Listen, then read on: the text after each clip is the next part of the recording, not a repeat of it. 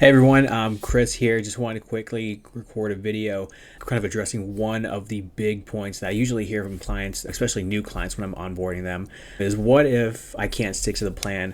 What if, what we agree on, what we, decide to do just isn't working. I'm not able to get to my workouts. I can't stick to the nutrition habits. What then? Does that mean that I'm a failure, or what kind of happens?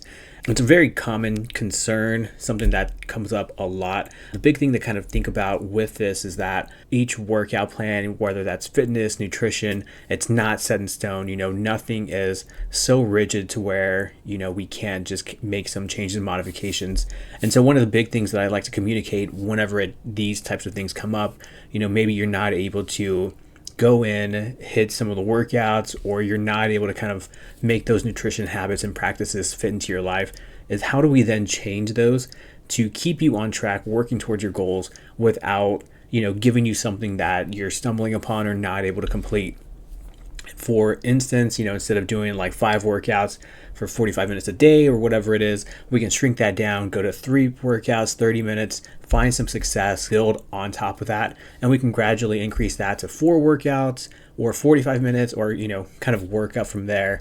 And same thing on the nutrition side. If we're shooting for 150 grams, 180 grams of protein, you can't get that. Maybe it's only 100.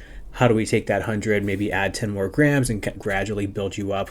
If you can't do the practice, or if things kind of start to kind of fall off, how do we kind of find something that you're going to be confident in doing and accomplishing, and then kind of make that, kind of part of our roadmap? And so there's a lot more back and forth and, partnership with clients that I work with to make sure that as we are, creating these things, that we're finding something that you feel confident that you can do, not only, whenever you're feeling 100% on top of everything, but also whenever, life happens, like the dog gets sick, the kids are late for school, work's going crazy.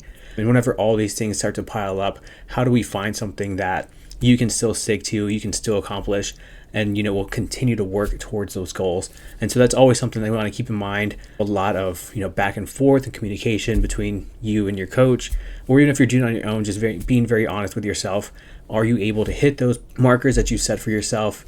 And if not, how do we go ahead and change and adjust that to where you are able to hit that, to where you can kind of continue to make progress and move forward? So yeah, this is just a couple of ways that I like to kind of approach, this type of problem or this type of setback of, not quite feeling on top of, your practices or your workouts or whatever you're doing, kind of just finding ways to modify, adjust. And I hope that you find this helpful. If you did, let me know in the comments below. Let me know if you want to hear more about this, or, anything in particular that you might be struggling with, something I can help you with.